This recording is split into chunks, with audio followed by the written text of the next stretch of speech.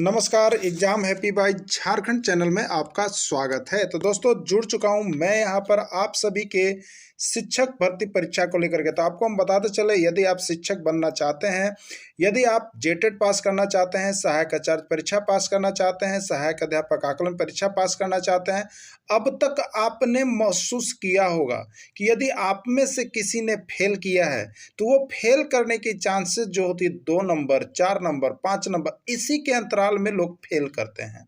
तो यहाँ पर फेल करने का रीजन होता है सीधे सीधे बाजार जाना और वहाँ से प्रैक्टिस सेट लेकर के आना और सीधे 1 महीना के अंदर परीक्षा पास कर जाना। तो ये सारे रोगों से आपको मुक्ति दिलाना पड़ेगा। ये जो है बहुत बड़ी बीमारी है आपकी, जो कि आप ये करते हैं और यहाँ पर पढ़ते नहीं हैं। तो आपको अगर ये 2 नंबर, 4 नंबर, 10 नंबर से यदि आप फेल कर रहे हैं, किसी में रिजल्ट नहीं हो रहा है, तो आप यहाँ पर हमारे चैनल के साथ जुड़िए, जिसमें आपको यहाँ पर एनसीईआरटी टेक्स्ट बुक पर आधारित सारे प्रश्नों की, सारे सब्जेक्ट की तैयारी करवाई जा रही है। जहाँ पर यदि आप जुड़ते हैं तो आपको यहाँ पर 100 नहीं 101% पास होने की गारंटी देता है। जहां आप 2-4 नंबर कम करके चलते फेल हो रहे थे, वहां आपको 2-4-5 नंबर ऑटोमेटिक बढ़ने वाला है। तो आप किसी भी परीक्षा की तैयारी कर रहे हो तो अपनी कमजोरी को छुपाए नहीं। जरूर आपको ये लगा होगा कि ये सही बात है। तो यदि आपको लगता है तो आप यहाँ पर अगर आकलन परीक्षा की तैयारी कर रहे हैं तो 501 रुपये में आपको लाइफ टाइम दिया जा रहा है। अगर जेटेट परीक्षा की तैयारी कर रहे हैं तो 999 रुपये, और सहायक आचार्य परीक्षा की तैयारी कर रहे हैं तो 999 रुपये में आप हमारे साथ जुड़ करके यहाँ पर डेली प्रैक्टिस कर सकते हैं, एनसीईआरटी का नोट्स खरीद सकते हैं। और यहाँ से सारी तैयारियां जब से आप करेंगे तो आपको यह महसूस होगा, कुछ ही दिनों में आपको यह महसूस होगा, आपको पता चलेगा कि जो हम में कमियां थी वो कमी अब दूर हो रहा है। तो आप जल्दी करेंगे और जरूर जुड़ेंगे। शिक्षक बंधुओं, आज हम आप लोगों के लिए आकलन परीक्षा का 27वां प्रैक्टिस सेट लेकर के उपस्थित है। कौन सा प्रैक्टिस सेट होगा? ये 27वां प्रैक्टिस सेट है। इसके पहले यदि आपने 26 प्रैक्टिस सेट नहीं देखा है तो आप सभी शिक्षक बंधु अवश्य देख लेंगे। सभी प्रैक्टिस सेट आपके लिए महत्वपूर्ण है और सभी आपके पाठ्यक्रम पर आधारित और जैक मॉडल पर आधारित है। तो आप सभी एक भी प्रैक्टिस सेट नहीं छोड़ेंगे। और जो हमारे साथ नहीं जुड़े हैं अब तक जुड़ जाइएगा, क्योंकि अब आकलन परीक्षा आपका दूर नहीं है, बहुत ही नजदीक आ गया है। और सभी प्रैक्टिस सेट के साथ सभी नोट्स भी आपको यहाँ पर मिलते चलेंगे और बहुत से प्रीवियस ईयर क्वेश्चन भी आपको हम देने वाले हैं। बहुत कुछ मिलेगा आपको यहां से। 101% पास होने की हम आपको गारंटी देते हैं। तो आप अभी तक जो भी नहीं जुड़ पाए हैं, आज वीडियो देखने के बाद जुड़ जाइए और बहुत जल्द जुड़ने के बाद आपको सारा नोट्स पीडीएफ देखने का भी बहुत समय मिल जाएगा। आप सभी अवश्य पास कर जाइएगा। तो चलिए चलते हैं। राम बाजार जाता है, यह किस काल का उदाहरण है? इसका नोट्स हमने दे दिया है आपको। चलिए बताइए फटाफट, जो जुड़े हुए हैं वो तो फटाफट कमेंट कीजिएगा। राम बाजार जाता है, यह किस काल का उदाहरण है? संदिग्ध भूतकाल, संदिग्ध वर्तमान काल, पूर्ण वर्तमान काल या सामान्य वर्तमान काल? देखिए, हमने आपको बताया था कि जो काल होगा उसके लास्ट में अगर ता है, ते है, ती है, तो सबसे पहला तो यहाँ पर है, इसका मतलब ये वर्तमान काल का उदाहरण। सबसे पहला चीज पहचान कीजिए, है लगा हुआ है मतलब वर्तमान काल का है। तो देखिए इसमें भूतकाल, तो ये तो गलत हो गया। अब 3 गो वर्तमान काल है। अब तीनों वर्तमान काल में कौन है? तो जिसमें ता ते ती लगा हुआ रहेगा उसको हम लोग कहते हैं यहाँ पर सामान्य वर्तमान काल। क्या कहते हैं? सामान्य वर्तमान काल कहते हैं। इसका पूरा नोट्स का पीडीएफ भी हमने आपको दे दिया है, उसका वीडियो भी दे दिया है। और जो नए अभी वीडियो देख रहे होंगे, नहीं जुड़े हैं तो मोबाइल नंबर दिया हुआ है, फी आपको दी हुई है, जुड़ जाइएगा लाइफ टाइम के लिए। ठीक है, तो क्या होगा? सामान्य वर्तमान काल होगा। इसका राइट आंसर डी हो जाएगा। ठीक है। श्याम पत्र पढ़ लिया है, यह किस प्रकार के काल का उदाहरण है? आपको बताना है। ठीक है, श्याम ने पत्र पढ़ लिया है, किस प्रकार के काल का उदाहरण है? सामान्य वर्तमान काल, पूर्ण वर्तमान काल, संदिग्ध या अपूर्ण। देखिए ये तो सभी बात है कि राम पत्र पढ़ लिया है, मतलब क्या इसका मतलब हो रहा है कि राम पत्र पढ़ लिया, यानी राम ने किताब पढ़ने का, पत्र पढ़ने का काम पूरा कर लिया है। राम पत्र पढ़ लिया है माने पत्र पूरा पढ़ लिया है, कंप्लीट हो गया है, पत्र पढ़ने का काम पूर्ण हो गया है। तो इसलिए देखिए, जिस वाक्य में ऐसा आपको लगे कि काम पूर्ण हो गया है, ठीक है, काम पूर्ण हो गया है, पूरा हो गया है, अब उसको करने की आवश्यकता नहीं है, तो काम पूर्ण हो गया है तो पूर्ण, और ये किस में है लगा हुआ यानी वर्तमान में है, तो उसको हम लोग डालेंगे पूर्ण वर्तमान काल। यही तो था। ठीक है, पूर्ण वर्तमान काल। अब आपको बिल्कुल समझ में आ रहा होगा कि कैसे कैसे हम लोग इसको करेंगे। तो ठीक है, इसका राइट आंसर हो जाएगा पूर्ण वर्तमान काल। अगला देखिएगा यहाँ पर, सोनू पत्र लिख रहा है, यह किस काल का उदाहरण है? आपको बताना है सोनू पत्र लिख रहा है, यह किस प्रकार के काल का उदाहरण है। ठीक है, चलिए सोनू पत्र लिख रहा है, इसका मतलब क्या हुआ? सबसे पहला चीज कि सोनू पत्र लिख रहा है, काम अभी अपूर्ण है। काम अभी क्या है? अपूर्ण है, काम पूरा नहीं हुआ है, काम अभी लिखने का चल ही रहा है। तो जो काम अपूर्ण है उसको अपूर्ण कहेंगे, और राम पत्र लिख रहा है इसलिए वर्तमान काल में ही है, तो अपूर्ण वर्तमान काल होगा। और याद रखिएगा, रहा है, रहे हैं, रही है, कहीं भी होगा तो उसको अपूर्ण में आप डालिएगा और वो अपूर्ण वर्तमान काल होगा शिक्षक बंधु। चलिए अब आपको क्लियर हो रहा होगा। बच्चों के विकास को प्रभावित करता है, देखिए बहुत स्पीड में मारना है, 200 प्रश्न आ रहा है, एकदम समझ लीजिए, इसलिए जल्दी जल्दी कीजिएगा।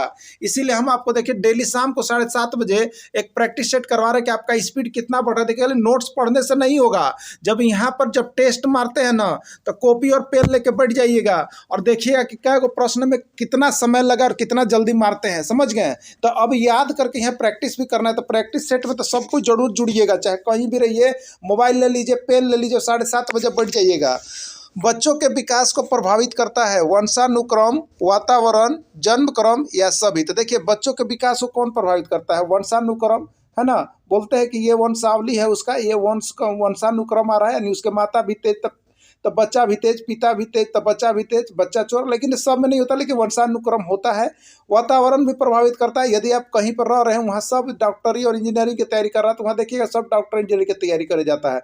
अगर चोर लुहेड़ कौन जगह के गली से निकल रहा है तो वो आपका बचवो चोर लुहेड़ तरी करता है ना।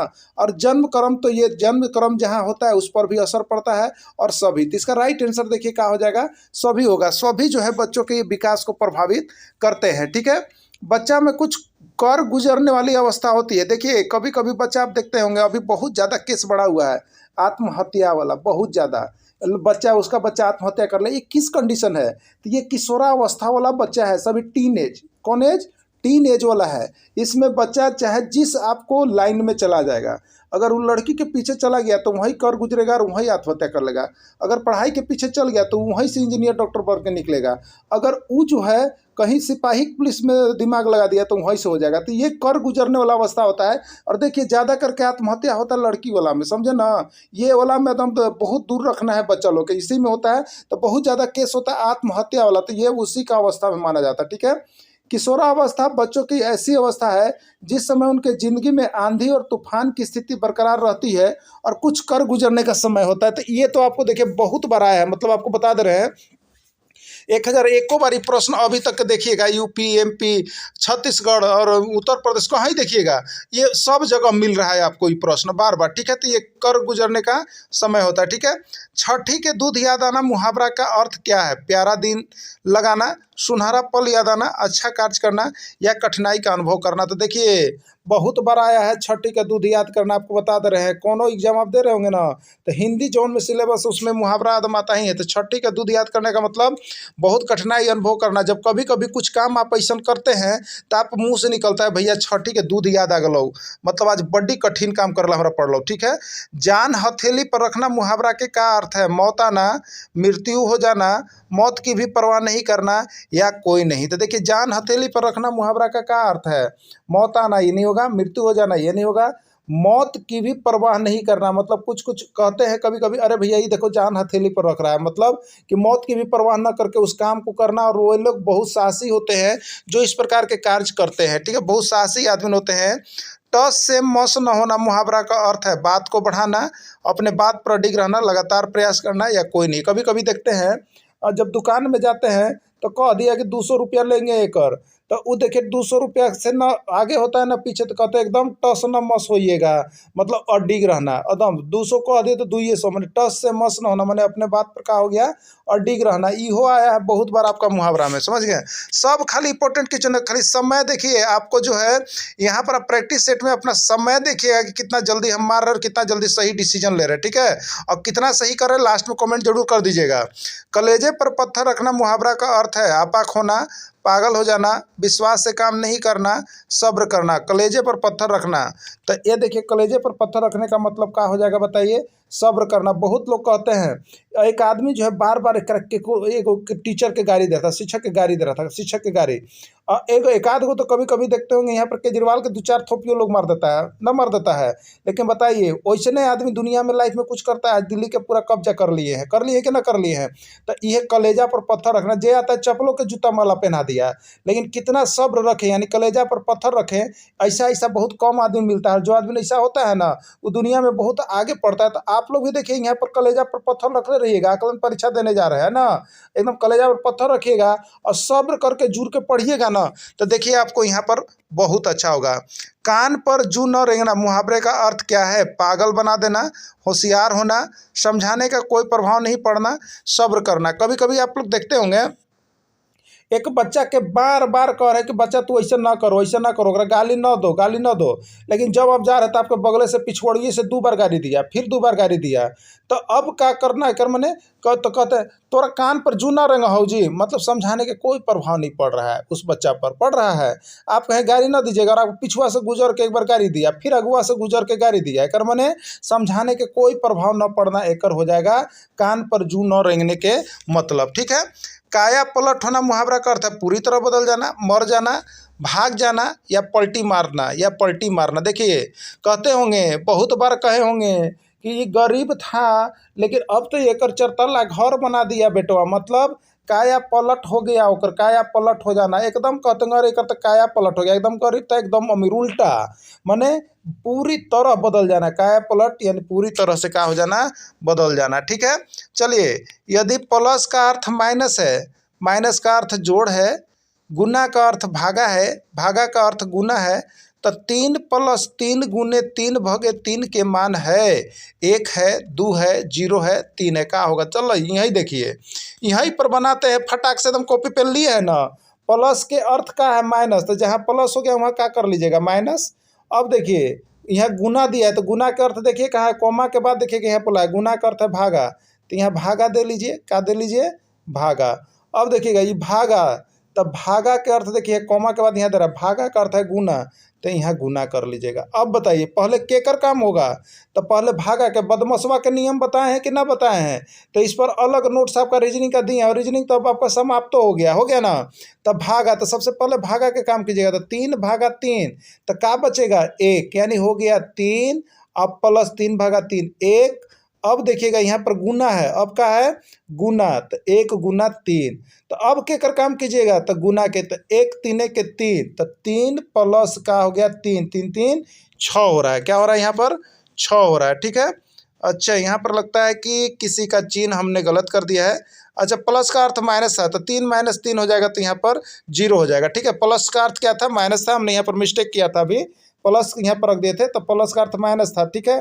तो 3 और माइनस कितना हो जाएगा, ये 3, तो 3 - 3 0 हो गया, हम यहाँ प्लस कर दिए। ठीक है। आप लोग देख लीजिएगा, कहीं कहीं मिस्टेक होता है तो अगर सुधार लेना है, सबसे होता है। ठीक है। चलिए, यदि ए का अर्थ प्लस है, ई का अर्थ माइनस है, आई का अर्थ गुना है, ओ का अर्थ भागा है, तब यहाँ बताइए क्या होगा आंसर, 11 12 13 या 14 क्या होगा? चलिए बना के देखते हैं, कॉपी पेन लिए है ना, झट से बनाइएगा। तो 7। ठीक है। और ए का मतलब क्या है, देखिए प्लस है, तो ए का मतलब हो गया प्लस। फिर देखिए 7 है, तो 7, और बाद ई है, तो ई का अर्थ क्या है, माइनस, तो माइनस ले लिए। ठीक है। और क्या हो जाएगा 7। अब देखिए ओ है, ओ का अर्थ क्या है, भागा, तो भागा ले लिए, और कितना हो गया 7। ठीक है। सबसे पहले क्या कर काम करेंगे बताइए, भाग के काम करेंगे, तो 7 भागा 7 तक कितना हो जाएगा बताइए, 7 भागा 7 तो 1 हो जाएगा, यानी 7 + 7 हो गया, और माइनस है, और 7 भागा 7 1 हो गया। ठीक है। अब क्या कर काम कीजिएगा, जोड़ के, तो 7 और 7 कितना हो गया, 14, और 14 में से 1 घटाएंगे तो कितना बचेगा, 13। ये ना रहा है 13 कौन में, देखिए सी में है, तो सी एक राइट आंसर होगा। बस ऐसी चिन्ह देखे देखे बना लेना है, और बहुत ज़्यादा भारी प्रश्न रीजनिंग नहीं होता है। रीजनिंग में आप पर साथ अगर जुड़ के तैयारी कीजिएगा ना, तो जितना आपको रीजनिंग के नोट्स दे दिए हैं, आपको बता दे रहे हैं यहाँ पर रीजनिंग का अगर नोट्स जितना दे दिए, उसमें आप जो है आराम से यहाँ पर 20 और 25 नंबर एकदम ले लाइएगा। खाली प्रैक्टिस करते रहिएगा, लेकिन हमारे साथ जुड़ना ही पड़ेगा आपको, क्योंकि ना जुड़िएगा तो यहाँ पर अभी बहुत ढेर सारा आपको प्रैक्टिस सेट मिलेगा रीजनिंग का भी, जो चलते रहेगा। तो जुड़ जाइएगा लेकर के। झूला झूलते हुए बच्चों की गति किस प्रकार की गति का उदाहरण है? सरल रेखीय गति, वर्तुल गति, आवर्ती गति, या कोई नहीं। तो देखिए यहाँ पर हम सिकड़ लटका दिए और ये क्या है, देखिए ये झूला है, ये झूला क्या होगा, तो एक बार एने आएगा, एने, और एक बार बचवा बैठल एने, और ऐसे करते रहेगा करते रहेगा। तो एक निश्चित गति से यहाँ पर अगर कोई बात दोहराते रहता है तो ओकरा हम लोग कहते हैं आवर्ती गति। क्या कहते हैं, आवर्ती गति। तो इसमें झूला झूलते हुए बच्चा में कौन सी गति होता है, आवर्ती गति होती है। सितार की डोरी किस प्रकार की गति का उदाहरण है, तो आवर्ती गति, सरल रेखीय गति, वृत्तीय गति, या कोई नहीं। तो सितार की डोरी जो होता है ना, सितार का तार जो हम खींचते हैं, तो वो एक होता है आवर्ती गति, निश्चित क्रम में दोहराते रहता है टन टन ऐसे, ठीक है। तो एक निश्चित क्रम में यदि कोई वस्तु किसी को दोहरा रहा है तो उसको हम लोग आवर्ती गति कहते हैं। और सितार की डोरी में भी जो है आवर्ती गति ही होता है, ठीक है। फर्श पर लुढ़कती हुई गेंद में किस प्रकार की गति का उदाहरण है, सरल रेखीय गति, वृत्तीय गति, ए और बी दोनों, या कोई नहीं। अब आप ही बताइए, गेंदा को हम लुढ़का रहे थे, गेंदा तो सबसे पहले ये सीधे आगे तक बढ़ेगा, तो सरल रेखीय गति, एक निश्चित क्रम में यदि कोई जा रहा है तो सरल रेखीय गति। अब ये गेंदा कैसे घुमा रहा है बताइए, गोले गोले घूम रहा है, गोले गोले गोले गोले घूम रहा है कि ना घूम रहा है, बताइए ना। तो गोले गोले, तो देखिए दोनों गति यहाँ हो जाएगा, एक सीधी रेखा में जाएगी तो सरल रेखीय, और ये वृत्ताकार घूमेगी तो वर्तुल गति, दोनों हो गया ना। चलिए अगला देखिएगा। जब प्रकाश की किरण किसी अपारदर्शी वस्तु को पार नहीं करती है तो किसका निर्माण होता है। जब प्रकाश की किरण किसी अपारदर्शी वस्तु को पार नहीं कर पाती है तो किसका निर्माण होता है, छाया का, किरण का, रेखा का, या कोई नहीं। तो जब प्रकाश की किरण किसी अपारदर्शी वस्तु को पार नहीं कर पाती है तो वहाँ पर देखिए निर्माण होता है, छाया बनने लगता है। क्या बनने लगता है, छाया बनने लगता है, ठीक है। क्या बनने लगता है यहाँ पर, ऐसे जब प्रकाश की किरण किसी अपारदर्शी वस्तु को पार नहीं कर पाती है तो यहाँ पर छाया का निर्माण होता है, ठीक है। जब प्रकाश की किरण सीधे चलती हुई उसी माध्यम में वापस लौट जाती है तो इस घटना को क्या कहते हैं। देखिए जब प्रकाश की किरण किसी माध्यम में, तो मान लीजिए कि ये मेरा एक माध्यम है जो हम यहाँ पर कर रहे हैं, एक ये हवा का माध्यम होता है, एक पानी का माध्यम होता है। तो इस माध्यम में प्रकाश की किरण आई और इसी माध्यम में वापस लौट गई, ठीक है। तो जिस माध्यम से आती है और उसी माध्यम में वापस लौट जाती है तो इस घटना को देखिए प्रकाश का परावर्तन कहते हैं। और ये दूसरा माध्यम में आ जाती है ना, पानी के माध्यम में, तो इसको अपवर्तन कहते हैं। तो ये परावर्तन हो गया अगर उसी माध्यम में वापस लौट गया तो, ठीक है। तो जब प्रकाश की किरण उसी माध्यम में वापस लौट जाती है तो उस घटना को प्रकाश का हम लोग क्या कहते हैं, परावर्तन कहते हैं। देखिए अब अगला प्रश्न आपका दिया हुआ सब पाठ्यक्रम पर आधारित है। प्रकाश का कृत्रिम स्रोत है, ये सब देखिए आपको प्रैक्टिस सेट जो आप बाजार से लिए होंगे ना वो आपको नहीं मिलने जा रहा है, जो किताब में मिलता है, और किताब वाला ही आएगा आपको। तो देखिए प्रकाश का कृत्रिम स्रोत है टॉर्च, बत्ती, लालटेन, कोई नहीं, या सभी। तो देखिए प्रकाश का कृत्रिम स्रोत, प्रकाश का जो प्राकृतिक स्रोत है वो केवल और केवल जो होता है वो सूर्य का प्रकाश है, जो प्रकाश का प्राकृतिक स्रोत है, ठीक है। लेकिन टार्च है, बत्ती है, लालटेन है, ये सब जो है प्रकाश का कृत्रिम स्रोत है। कृत्रिम स्रोत का मतलब मानव निर्मित, जो मानव ने बनाया है और उसके बाद वह प्रकाश ले रहा है, तो प्रकाश का जो है कृत्रिम स्रोत है, ठीक है। चलिए अगला देखिएगा। वर्तमान में मापने के लिए जिस पद्धति का प्रयोग किया जाता है उसे क्या कहते हैं, मीट्रिक पद्धति, एसआई मात्रक, एमकेएस पद्धति, या कोई नहीं, ठीक है। तो देखिए प्रकाश को यहाँ पर जो मापने की विधि जो हम लोग सबसे ज़्यादा लेते हैं वो यहाँ पर होता है एसआई मात्रक, ठीक है। क्या होता है, एसआई मात्रक, जिसको हम लोग इंटरनेशनल सिस्टम ऑफ यूनिट कहते हैं, या इसी को कहते हैं देखिए अंतर्राष्ट्रीय पत्ती मात्रक। होता है कभी कभी आप यहाँ पर भारत में पढ़े हैं कि लंबाई को हम मीटर में मापते हैं, तो अमेरिका में भी लंबाई को वही मिलेगा मीटर, क्योंकि यहाँ का बच्चा जब वहाँ जाएगा तो उसी चीज़ को वो समझ सके और देख सके, नहीं तो पूरा बदला हुआ रहेगा तो वो उपचार नहीं कर पाएगा, वो इंजीनियरिंग करके वहाँ से बेकार हो जाएगा या डॉक्टरी पढ़ के बेकार हो जाएगा, ठीक है। तो मापने के लिए जो यहाँ पर अगर प्रयोग किया जाता है तो एसआई सिस्टम है जो कि हर जगह अवेलेबल है आपको, ठीक है, हर जगह अवेलेबल है, अंतर्राष्ट्रीय पत्ती मात्रक में होता है उसको। लंबाई का एसआई मात्रक क्या है, मीटर, किलोग्राम, सेकेंड, या कोई नहीं, ठीक है। तो लंबाई का एसआई मात्रक जो होता है यहाँ पर देखिए सबसे अच्छा माना गया है वो आपको मीटर को माना गया है। किसको माना गया है, मीटर को माना गया है। और ये तीन जो यहाँ पर मूल मात्रक हैं उसको हमेशा याद रखिएगा, जिससे कि आपका यहाँ पर एक प्रश्न निकल के आता है ना। द्रव्यमान का एसआई मात्रक क्या है, मीटर, किलोग्राम, सेकेंड, या कोई नहीं। तो द्रव्यमान का एसआई मात्रक क्या है, तो देखिए द्रव्यमान जो नापने तोलने वाली वस्तु उसका सबसे बड़ा मात्रक याद रखिएगा। द्रव्यमान का एसआई मात्रक जो है वो आप किलोग्राम में ही हम लोग मापते हैं। किसमें, किलोग्राम में एसआई मात्रक लेना है, ग्राम उराम आपको नहीं देना है। समय का एसआई मात्रक क्या है, मीटर है, किलोग्राम है, सेकेंड है, या कोई नहीं। अब बताइए समय के जगह पर यहाँ पर मीटर दे देता, या घंटा दे देगा, या सेकेंड दे देगा, या मिनट दे देगा। तो एसआई मात्रक ध्यान रखिएगा, किसका ध्यान रखना है, एसआई मात्रक होता सब है, लेकिन एसआई मात्रक में कौन होता है ये पूछा है। तो एसआई मात्रक में देखिए होता है सेकेंड। क्या होता है? सेकेंड होता है। अगला प्रश्न है, इनमें कौन लीप वर्ष नहीं है? याद रखिएगा। देखिए, एक होता है लीप वर्ष और एक होता है नॉन लीप वर्ष, या आप कह लीजिए सामान्य वर्ष। ठीक है, तो यदि आपको लीप वर्ष पता करना है कि कौन है और कौन नहीं है, तो जो वर्ष दिया हुआ है ना, ओकरा में 4 से भाग लगाइएगा। अगर 4 से भाग लगाइएगा, पूरा पूरी जो कट जाएगा तो वो होगा देखिए लीप वर्ष, और जब पूरा पूरी न कटेगा तो होगा नॉन लीप ईयर या सामान्य वर्ष होगा। बात समझ गए? तो देखिए अब 2020 है, ये है कि नहीं है पता करना है। तो 2020 है तो क्या कीजिएगा, 2020 में आप 4 से भाग दीजिएगा। अरे नहीं शिक्षक बंधु, नहीं, 4 से 2020 में नहीं देंगे। देखिए 4 का नियम आपको हम बता दिए, नहीं नोट्स देखे तो देख लीजिएगा। सिर्फ दहाई तक के संख्या के देख के और 4 के पहाड़ा पढ़िए ना, हो जाएगा। तो देखिए दहाई तक की संख्या क्या है, 20 है। 20 में 4 से भाग लगाइए तो 4 पचे 20 हो गया ना। तो भाग लग गया, पूरा पूरी के ना लगा तो ये लीप वर्ष है। अब 12 में तो 2012, तो 2012 में दीजिएगा, नहीं, सिर्फ दहाई तक की संख्या देखिए है 12, तो 4 तिया 12, इहो में 4 से भाग लग गया। अब देखिए यहाँ पर 2002 है और एक आपको दिया हुआ देखिए 2004, तो 4 से 4 में लगा कि ना लगा, लग गया ना। तो 3 को देखिए, ए वाला, बी वाला और डी वाला, ये तीनों 4 से भाग लगाए तो पूरा पूरी कट गया। एक मतलब ये हुआ लीप वर्ष, और एगो बच गया सी वाला, तो ये हो गया नॉन लीप वर्ष। तो आपसे पूछा है कि कौन नॉन लीप वर्ष है, तो आंसर देखिए होगा सी। ठीक है, चलिए अगला देखिए, इसमें कौन लीप वर्ष है? भाग दीजिए फटाफट। अभी देखिए आपको बताए हैं, अभी ये बताए हैं ना, बताए हैं, देखिए बताए हैं 2001 है तो 1 में 4 से भाग दीजिए, नहीं कटा। 16 है तो इसमें 4 से भाग दीजिए, 2016 तो 16 में खाली 4 से भाग दीजिए, तो 4 चौके 16। और 13 है, देखिए यहाँ पर 13, तो 13 में 4 से भाग दीजिए, तो 4 तिया 12, इहो न कटा।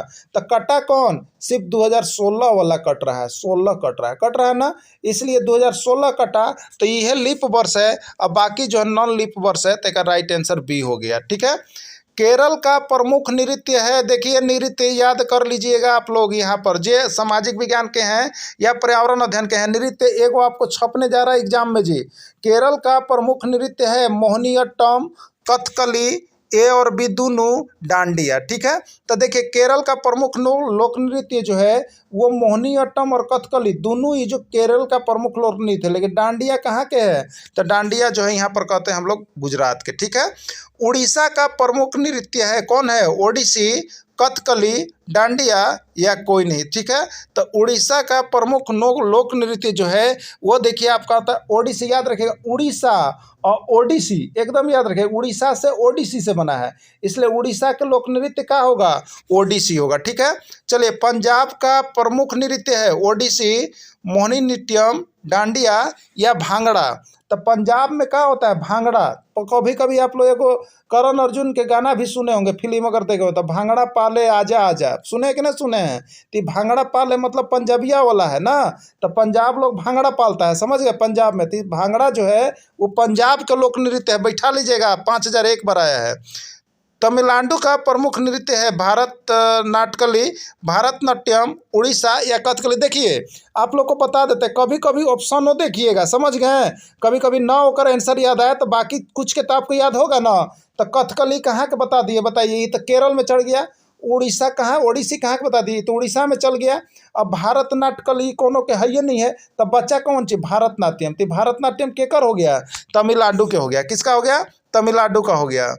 चलिए, दुनिया में सर्वाधिक वर्षा वाला क्षेत्र के नाम से किसको जाना जाता है? सबसे अधिक वर्षा कहाँ होती है? ठीक है, मासिनराम, तमिलनाडु, नेतरहाट या कोई नहीं, आपको हम बता दे रहे हैं। देखिए इसके पहले आपको यहाँ पर जो है चेरापूंजी ना, चेरापूंजी जो असम में था वो सबसे अधिक था, लेकिन अब ये बदल गया। नहीं तो चेरापूंजी के मत रटल रहिएगा पूरन का। अब नया का देखिए, मासिनराम याद रखिएगा, सबसे अधिक वर्षा वाला स्थान हो गया मासिनराम, और ये मेघालय में पड़ता है। ठीक है, तो ये मासिनराम हो जाएगा। अगला देखिएगा, लक्षद्वीप कहाँ स्थित है? अरब सागर, बंगाल की खाड़ी, हिंद महासागर या कोई नहीं। ठीक है, तो देखिए ये दोनों याद रखिएगा, लक्षद्वीप और अरब सागर दोनों एक जगह कहीं ना कहीं पूछ दिया है। तो लक्षद्वीप कहाँ स्थित है? अरब सागर में स्थित है।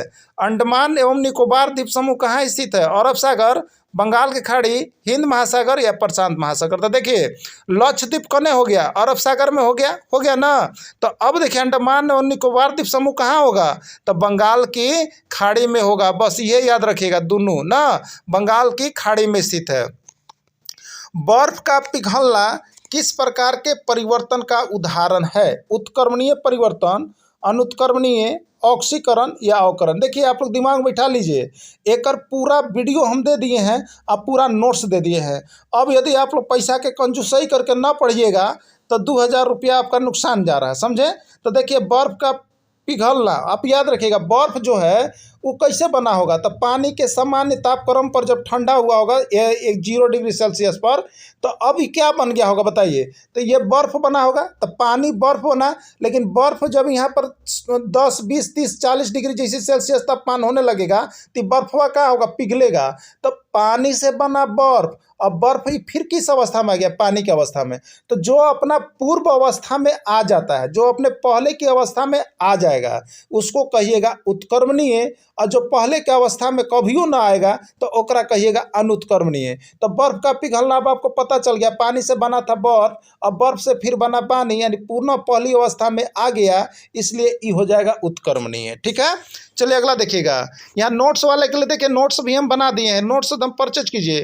कागज को मोड़ना किस प्रकार का परिवर्तन है, उत्क्रमणीय, अनुत्क्रमणीय, परिवर्तन अभिक्रिया या रासायनिक परिवर्तन।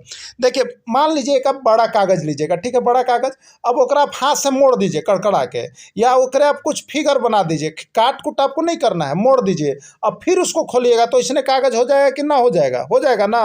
तो कागज का मोड़ना भी यहाँ पर जो है वो आपका उत्क्रमणीय परिवर्तन के अंतर्गत आ जाएगा। ठीक है, चलिए अगला देखिएगा। गीले आटे का लोई बनाना किस प्रकार की रासायनिक अभिक्रिया है, रासायनिक परिवर्तन है, उत्क्रमणीय है, अनुत्क्रमणीय है या कोई नहीं। ठीक है, देखिए मेरा गीला आटा है और उसका लोई बना है, अब वो लोई को फिर हम आटा में डाल देंगे तो गीला आटा में रहेगा कि ना रहेगा, तो पुनः उस अवस्था में आ रहा है कि ना आ रहा है, आ रहा है ना, तो पुनः उस अवस्था में आ रहा है, इसलिए ये उत्क्रमणीय परिवर्तन में जाएगा। बस देखिए ये दिमाग में रखिएगा कि अपना अवस्था में वह पुनः दोबारा रूप ले रहा है तो उत्क्रमणीय है, और वो नया कुछ बन गया दोबारा वैसा नहीं बन पा रहा है तो वो जो है अनुत्क्रमणीय है। ठीक है, कागज से हवाई जहाज बनाना किस प्रकार का परिवर्तन है, उत्क्रमणीय, अनुत्क्रमणीय, प्रतिवर्ती क्रिया या कोई नहीं। देखिए आप लोग यहाँ पर देखे होंगे बहुत से बच्चा लोग के देखिएगा ना, जब क्लासों में जाइएगा तो कुछ ना कुछ कागज के बनाते रहता है, फाड़ के बिक देता है। लेकिन अब देखिएगा मान लीजिए कि एक बच्चा है वो कागज फाड़ा और ओकरा बना दिया है यहाँ पर हेलीकॉप्टर, हवाई जहाज, या कोई बना दिया है यहाँ पर कमल के फूल, तो क्या हुआ, वो बदल गया जी नहीं। फिर कमल के फुलवा के खोलिएगा तो उतने बड़ा कागजवा आ जाएगा, खाली चमराइल ममराइल रहता है, समझ गए। लेकिन वो कागज कहीं भी क्रैश नहीं है और सब फिर उसी तरह के कागज खुल जाता है पूरा। तो वो कौन चीज़ हुआ, तो वो हो गया उत्क्रमणीय। कौन चीज हो गया, उत्क्रमणीय परिवर्तन।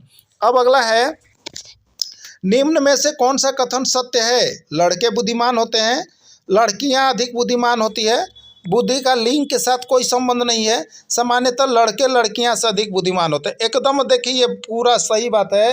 ये जो है ना कहावत है, पहले वाला कहावत जो बूढ़ बुजुर्ग लोग कह गए हैं कि लड़के बुद्धिमान होते हैं लड़कियां बुद्धिमान नहीं होती है, लेकिन इसका कोई संबंध नहीं है। अब लड़के लड़कियां सब बुद्धिमान होती है, ठीक है। इसका मतलब है कि बुद्धि का लिंग के साथ कोई संबंध ही नहीं होना चाहिए। ये जो सेंटेंस है ये बोलना ही नहीं चाहिए, ठीक है। बुद्धिमान सब कोई है ना, तो ये इसका मतलब है कि बुद्धि का लिंग के साथ जोड़ना अच्छा नहीं है, ये अच्छा बात नहीं है।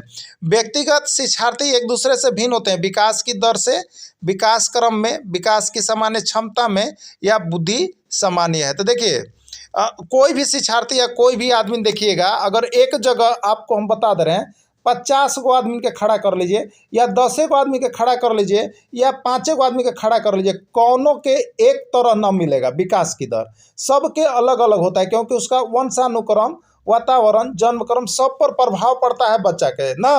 तो उस सब का विकास का दर क्या होता है, अलग अलग होता है, ठीक है।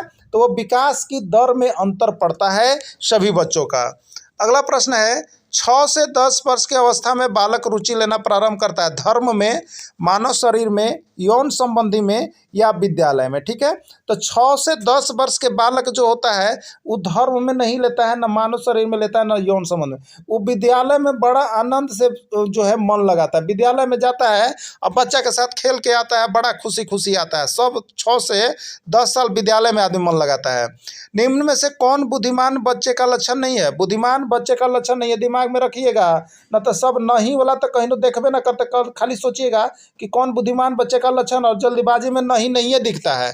तो आप लोग जल्दीबाजी ना करके आराम से पढ़िएगा। वह जो लंबे निबंधों को बहुत जल्दी रटने की क्षमता रखता है, वह जो प्रवाहपूर्ण एवं उचित तरीके से संप्रेषण करने की क्षमता रखता है, वह जो अमूर्त रूप से सोचता रहता है, या वह जो नए परिवेश में स्वयं को समायोजित कर सकता है। तो पूछा क्या आपसे, देखिएगा, निम्न में से कौन बुद्धिमान बच्चे का लक्षण नहीं है? तो देखिए, बुद्धिमान बच्चे का यह लक्षण नहीं है कि वह लंबा लंबा निबंध के रटने का क्षमता रखता है। बुद्धिमानी थोड़े है, रटना कोई बुद्धिमानी होता है नहीं। इसलिए आंसर तो ये होगा, लेकिन और चेक करते हैं। वह जो प्रवाहपूर्ण एवं उचित तरीके से संप्रेषण करने का क्षमता रखता है, ये बिल्कुल सही है कि वह बुद्धिमान बच्चा है जो संप्रेषण कर सकता है। वह जो अमूर्त से सोचते रहता है, एकदम बुद्धिमान बच्चा का लक्षण है, क्योंकि वह सोचते हुए अच्छा कार्य करता है। वह जो नए परिवेश में स्वयं को समायोजित कर सकता है, यह भी एक बुद्धिमान बच्चा का लक्षण है कि वह नए परिवेश में अपने आप को जहाँ भी जाए वहाँ पर समायोजित कर लेता है। और आपको हम बता देते हैं, एडजस्टमेंट एक ऐसा गुण है जो हर किसी इंसान को करना पड़ता है। कभी यहाँ पर कहा जाता है कि एडजस्टमेंट नहीं करने पर आदमी टूट जाता है। जैसे बांस का कहा जाता है, पेड़ का कहा जाता है, बांस ने होता है और वो एडजस्टमेंट कर लेता है कहीं ना कहीं, उसी तरह से आपको भी, हर इंसान को भी करना पड़ता है। तो एडजस्टमेंट ही सबसे अच्छा गुण है। तो इसमें राइट आंसर जो हो गया ए आपका गलत था कि एक बुद्धिमान बच्चा के ये लक्षण कहीं ना है कि वो क्या करता है, लंबा लंबा निबंध के रट के अब बहुत बढ़िया कुछ कर सकता है। ठीक है, बच्चे दुनिया के बारे में अपनी समझ का सृजन करता है, इसका श्रेय किसको जाता है? पियाजे को, पावलोव को, कोहलबर्ग का, या स्किनर का? तो देखिए, बच्चे दुनिया के बारे में अपनी समझ का सृजन स्वयं करते हैं। इसका नोट्स भी आपको हमने दे दिया है। ये पियाजे का है। किसका है? जीन पियाजे का है। शिक्षा मनोविज्ञान की दृष्टि से निम्न में से कौन सा कथन सत्य है? बच्चे अपने ज्ञान का स्वयं सृजन करते हैं। विद्यालय में आने से पहले बच्चों को कोई पूर्व ज्ञान नहीं होता है और अधिगम प्रक्रिया में बच्चों को कष्ट होता है। बच्चे यथावत वही सीखते हैं जो उन्हें पढ़ाया जाता है, जो उन्हें पढ़ाया जाता है। ठीक है, जो उन्हें पढ़ाया जाता है। तो ये यहाँ पर जो है, अधिगम प्रक्रिया में बच्चों को क्या होता है, विद्यालय में आने से पहले बच्चों को पूर्व ज्ञान नहीं होता है। ठीक है, यानी बच्चे अपने ज्ञान का स्वयं सृजन करते हैं। ये भी जो है आपका बिल्कुल राइट आंसर है। बच्चों में बौद्धिक विकास की 4 विशिष्ट अवस्थाओं की पहचान की गई है, किसके द्वारा? ये जो प्रश्न है अब तक 101 बार से ज़्यादा आ गया है। आपका जितना भी टेट एग्जाम हुआ है सारे का आप देखिएगा क्वेश्चन, हम यहाँ पर सारे क्वेश्चन को आपको मिला करके ही देते हैं। जितना भी इंपॉर्टेंट क्वेश्चन है सभी आए हुए हैं, उन्हीं का हम समावेश यहाँ पर कर रहे हैं। ठीक है, तो बच्चे में बौद्धिक विकास की 4 विशिष्ट अवस्थाओं की पहचान किसके द्वारा किया गया है? कोहलबर्ग, एरिस्टन, स्किनर या पियाजे? तो ठीक है, तो यहाँ पर किसके द्वारा किया गया है? तो आपका जीन पियाजे के द्वारा किया गया है। विकास कभी न समाप्त होने वाली प्रक्रिया है, यह विचार किससे संबंधित है? अंतः संबंध का सिद्धांत है, निरंतरता का सिद्धांत है, एकीकरण का सिद्धांत है, अंतःक्रिया का सिद्धांत है। तो देखिए, कभी कभी आपको प्रश्न पढ़ियो के पता चल जाएगा कि आंसर एकरा में क्या होना चाहिए। यहाँ पर कह रहा विकास कभी न समाप्त होने वाली प्रक्रिया है, बताइए। तो कभी न समाप्त हो रहा है, एकर माने क्या है? ये निरंतर चले वाला प्रक्रिया, निरंतर। ठीक है, तो निरंतर चलेगा तो ओकरे न सिद्धांत हो गया जी, निरंतरते का न सिद्धांत हो गया। तो ये निरंतरते का सिद्धांत हो गया। देखिए है कि ना ऑप्शन, तो निरंतरता का सिद्धांत दिया हुआ है बी में ना। तो कभी कभी ऐसे भी याद कर लीजिएगा ना, तो दिमाग में एकदम बन जाएगा आपको। ठीक ना, प्राथमिक स्तर पर एक शिक्षक में निम्न में से कौन सी विशेषता होनी चाहिए? पढ़ाने को उत्सुकता, धैर्य और दृढ़ता, विषयों का ज्ञान में दक्षता, या अति मानक भाषा में पढ़ाने की दक्षता। देखिए, एक प्राथमिक स्तर के यदि आप शिक्षक होंगे तो आप में एक गुण होना बड़ी जरूरी है, न तो बच्चन के छोड़ के आप पीट के मुआ दीजिएगा। समझ गया ना? तो वो कौन चीज़ होता है? तो वो होता है, देखिए, धैर्य और दृढ़ता। अगर धैर्य नहीं रखिएगा और दृढ़ता न रखिएगा तो प्राथमिक स्तर के जो आप शिक्षक नहीं हैं। देखिए, आप लोग भी कभी कभी ऐसा करते हैं कि नहीं? अगर करते होंगे तो कमेंट जरूर कीजिएगा कि सर एक आधो के हम पीट के लहू लुहान किए हैं। तो इसलिए देखिए, अगर प्राथमिक टीचर 1 to 5 के आप लोग जो जुड़े हैं ना, तो ऐसा मत कीजिएगा, धैर्य और दृढ़ता रखिएगा और बच्चा के खिला के पढ़ाइएगा ना। अगला देखिएगा, शैशवावस्था की अवधि होती है 6 से 12 वर्ष, जन्म से 5 वर्ष, 12 से 18 वर्ष, या कोई नहीं। देखिए, तो यहाँ पर बच्चा के जो ये अवधि होता है उसको हमने बता दिया आपको। शैशवावस्था बाल्यावस्था, किशोरावस्था और फिर लास्ट में है वृद्धावस्था, है ना। तो देखिए शैशवावस्था कौन होता है, तो जन्म से 5 वर्ष तक की अवस्था को हम लोग कहते हैं शैशवावस्था, कहते हैं ना, जन्म से 5 वर्ष। अब तो आदमी गर्भ में रहता है, वो शैशवावस्था है। दूध के दांतों की संख्या कितनी होती है आपको बताना, 18, 20, 25 या कोई नहीं। तो दूध के दांत की संख्या कितनी होती है, 20 होती है। कितना होता है, 20। बहुत बार ये भी आपका एग्जाम में आया हुआ है, तो इसको याद रख लीजिएगा, ठीक है। शैक्षिक दृष्टि से बाल विकास की कितनी अवस्था होती है, तो शैक्षिक दृष्टि से बाल विकास की कितनी अवस्था होती है, 1, 2, 3 या कोई नहीं। इसका नोट्स बना के दे दिया गया है। तो आज प्रैक्टिस सेट है, प्रैक्टिस सेट में देखिए आपको बॉडी यहाँ पर स्पीड में बनाना है, ये सोच लीजिएगा। ये भी धीरे धीरे प्रैक्टिस आपको हम करवा रहे हैं, लेकिन अब और स्पीड होगा आपका प्रैक्टिस का है कि देखिए 200 क्वेश्चन है, दिमाग में रख लीजिएगा, 200 क्वेश्चन और कितना समय में बनाना है, 200 प्रश्न। तो यहाँ पर आपको किसी को 2.5 घंटा मिला है, किसी को 3 घंटा। 3 घंटा माने कितना में कितना मिनट यहाँ पर हुआ, 180 मिनट हुआ। बताइए 180 में 200 क्वेश्चन बनाना है, तो कैसा क्वेश्चन आएगा और कितना स्पीड आप मारिएगा। इसलिए एकदम फटाफट एक अंक से देखिए और एक अंक से टिक मारिएगा, तब पास होगा। बाल्यावस्था का समय होता है, तो देखिए शैशवावस्था के बाद कौन होता है, बाल्यावस्था होता है ना। तो बाल्यावस्था कौन हो गया, तो यहाँ पर जो 0 है, 0 से 5 या कहीं कहीं 6 देता है। तो अब इसको देखिएगा तो 6 से कितना हो जाएगा, 12, 6 से 12। तो ठीक है, बाल्यावस्था हो गया 6 से 12 तक। नवजात शिशु में हड्डियों की संख्या कितनी होती है, 206, 300 या 220। देखिए जब नवजात शिशु होते हैं ना, उस समय हड्डी उसमें ज़्यादा होते हैं, और धीरे धीरे जैसे वयस्क होते हैं तो हड्डियाँ कुछ कुछ जोड़ करके विलुप्त हो जाती है, एक में मिल जाते हैं। तो यानी नवजात में हड्डियों की संख्या होता है ज़्यादा, और जब जैसे जैसे जवान होते हैं वैसे वैसे होता है कम। यानी वयस्क में होता है, देखिए 206, बहुत बार पूछा है। लेकिन यहाँ पर जब नवजात हैं तो ये 280 से ऊपर होता है। अब यहाँ पर देखिए ऑप्शन आपका 280 से ऊपर नहीं है, तो 280 से ऊपर, 280 है नहीं, तो यहाँ पर आंसर में है कितना, 300। तो आपको यह मारना होगा 300, ठीक है। चलिए अगला देखिएगा, दोहराने की प्रवृत्ति पाई जाती है किस में, बाल्यावस्था में, शैशवावस्था में, किशोरावस्था में या कोई नहीं। तो देखिएगा जब शैशवावस्था बच्चा का होता है ना, तो उन लोग बहुत बात को दोहराता है। कहिएगा क तो वो कहेगा क, मार तो वो कहिएगा मार। माने आपका बतवे के वो दोहराता है। तो कौन अवस्था में होता है, तो ज़्यादा करके जो होता है शैशवावस्था में होता है, ठीक है। शैशवावस्था में पूर्ण मस्तिष्क का विकास कितना हो जाता है, देखिए शैशवावस्था सबसे अहम अवस्था है, और इस अवस्था में कितना होता है, 70, 80, 90 या 100। तो इसमें जो है 90% यहाँ पर कहाँ हो जाता है, मस्तिष्क का विकास हो जाता है। अब सिर्फ क्या होता है, उसको उस परिवेश में ढालने की आवश्यकता होता है। किस अवस्था में व्यवहार मूल प्रवृत्तियों पर आधारित होता है, बाल्यावस्था, शैशवावस्था, किशोरावस्था या कोई नहीं। वह कौन सी अवस्था है जिसमें व्यवहार मूल प्रवृत्तियों पर आधारित होता है, तो इसका राइट आंसर है आपका शैशवावस्था, ठीक है।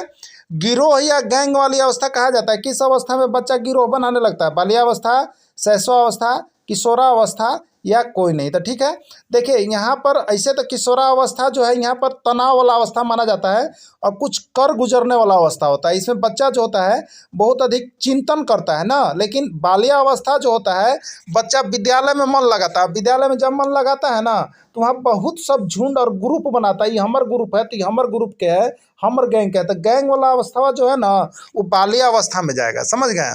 अगला, नैतिकता का अभाव किस अवस्था में होता है, शैशवावस्था, बाल्यावस्था, किशोरावस्था और प्रौढ़ावस्था। देखिए अब नैतिकता का ज्ञान तो मान लीजिए आप बच्चा को दे ही रहे हैं, लेकिन अब शैशवावस्था जिसको हम मानते हैं 0 से 5 वर्ष या हार्डली जाते हैं 6 वर्ष, तो अभी 0 से 1 वर्ष में होकर कॉमन नैतिकता के ज्ञान पढ़ाइएगा, पढ़ेगा नहीं पढ़ेगा। वो अपने मन मौजी से वो चिंतन करते रहता है, वो कभी हंसता है, कभी रोता है, कभी बोलता है, कभी खेलता है, नहीं खेलता है। तो इसमें नैतिकता का ज्ञान नहीं होता है। लेकिन बाल्यावस्था, किशोरावस्था, इसमें आपको धीरे धीरे जो है उसमें नैतिकता दिखने लगता है, और आपको नैतिकता डालना भी पड़ता है। तो शैशवावस्था के कुछ समय तक उसमें नैतिकता का अभाव होता है, इसलिए इसका राइट आंसर जो होगा ए होगा, और वो होगा शैशवा अवस्था, ठीक है। किशोरावस्था बड़े संघर्ष, तनाव, तूफान तथा विरोध की अवस्था है। यह कथन किसका है, वेलेंटाइन, स्टैनले हॉल, डिम्पले या लुक स्टॉक। 1001 बार आने वाला प्रश्न है और बार बार पूछ रहा है, शायद आपके भी एग्जाम में आ जाए, इसलिए आप तैयारी कर लीजिएगा। स्टैनले हॉल का है, ठीक है। अगला प्रश्न है, उस शब्द को हम क्या कहेंगे जिससे किसी कार्य के होने का बोध होता है, ठीक है। संज्ञा, सर्वनाम, क्रिया या विशेषण। देखिए तो इसके बारे में आपको बता देते हैं। देखिए यहाँ पर इसको जो है किसी कार्य, जैसी कोई कार्य आपको लगता है होने का बोध हो रहा है तो वो जो है आपको क्रिया है वर्ब। जैसे पढ़ना, लिखना, हंसना, दौड़ना, ये कार्य हो रहे हैं, ठीक है, तो ये क्रिया होगा यहाँ पर ना। अगला जो प्रश्न है आपका देखिएगा यहाँ पर, राम क्रिकेट खेल रहा है, इसमें क्रिया कौन है? ऑप्शन है राम क्रिकेट खेल रहा है या कोई नहीं, ठीक है। तो इसमें राइट आंसर जो है खेल रहा है, ये जो है आपका यहाँ पर क्रिया है, क्योंकि कार्य कौन सा हो रहा है? खेलने का काम हो रहा है, तो यही क्रिया होगा। राधा आम बेच रही है, इसमें क्रिया कौन है? राधा आम बेच रही है या कोई नहीं। तो देखिए राधा जो है किसी व्यक्ति का नाम है, तो किसी व्यक्ति या वस्तु का नाम उसको हम क्या कहते हैं? संज्ञा, यानी राधा तो यहाँ पर संज्ञा हो गई।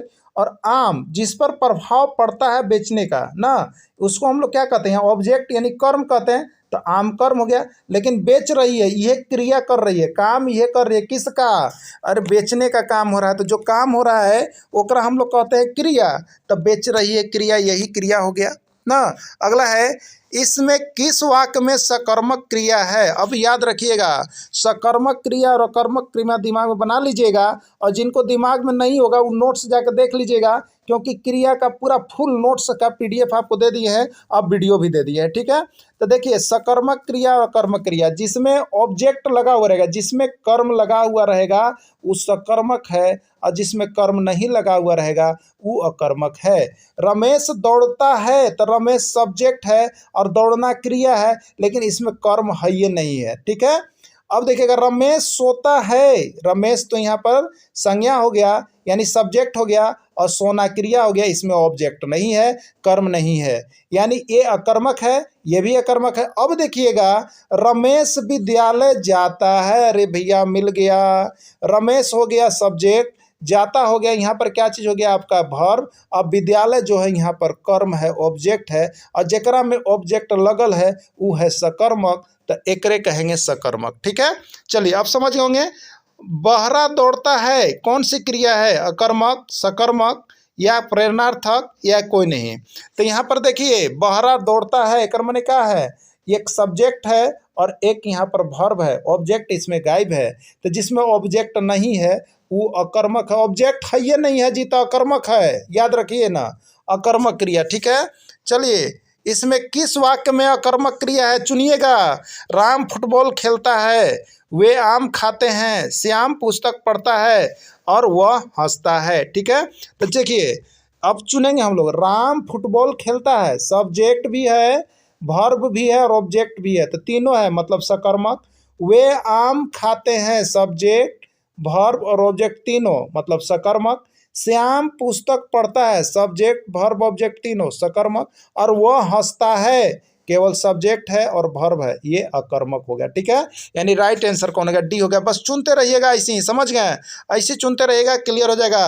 राम देखने में सुंदर है, इसमें सुंदर क्या चीज़ है? संज्ञा, सर्वनाम, विशेषण या क्रिया, ठीक है। तो जो संज्ञा सर्वनाम की विशेषता बताता है ओकरा का कहते हैं? विशेषण कहते हैं। और सुंदर जो है ये विशेषता बता रहा है के कर? राम के, कि राम देखे में बड़ा सुंदर है, तो विशेषता बताते रहे तो कौन में जाएगा जी? विशेषण में जाएगा, ठीक है। विशेषण राइट आंसर होगा।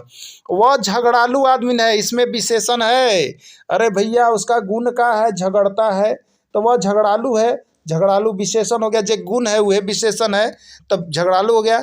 रमेश 2 किलोग्राम टमाटर लाया, इसमें विशेषण कौन है? तो देखिए मात्रा बता रहा है, तो जो परिमाण बता रहा, मात्रा बता रहा है वह विशेषण है, तो 2 किलोग्राम ये परिमाणवाचक विशेषण हो गया है ना। उसका भेद भी हम बता दिए हैं, तो सभी कोई नोट्स जरूर ले लीजिए, पढ़ लीजिए, और हो सके तो 2000 रुपया बढ़ा लीजिए अपना, नहीं तो फिर मौका नहीं मिलेगा।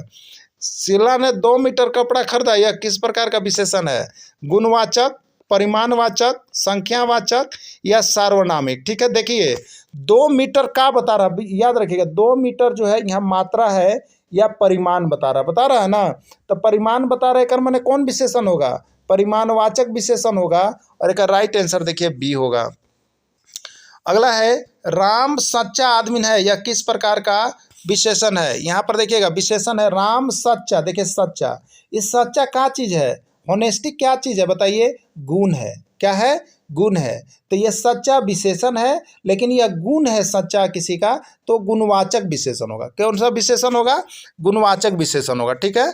इमली खट्टा है, यह किस प्रकार का विशेषण है? देखिए बहुत बढ़िया। इमली के गुण का है कि वो खाइएगा तो खट्टा होगा, और कोई देखिएगा तो मन ललचेगा, पानियों चूने लगता है। तो इमली खट्टा है, ये गुण है इमली का खट्टा होना। तो किस में जाएगा बताइए? गुणवाचक विशेषण में जाएगा। ठीक है। अगला देखिएगा, वह बीमार है, यह किस प्रकार का विशेषण है? सार्वनामिक, संख्यावाचक, गुणवाचक या परिमाणवाचक? ठीक है। बीमार है मतलब बहुत आदमी लोग बीमार रहता है, इसलिए यह भी एक गुण में जाएगा, गुणवाचक विशेषण। तो देखिए सब कोई जुड़ करके आकलन परीक्षा पास कर लीजिए और 2000 रुपया बढ़ा लीजिए। और जुड़ने के लिए यहाँ पर कोई ज़्यादा राशि नहीं है। अगर 500 रुपया का मोह देख रहे हैं तो 2000 रुपया जिंदगी भर गायब होगा, इसलिए जुड़ करके तैयारी कर लीजिएगा। वीडियो के अंत तक जुड़े रहें।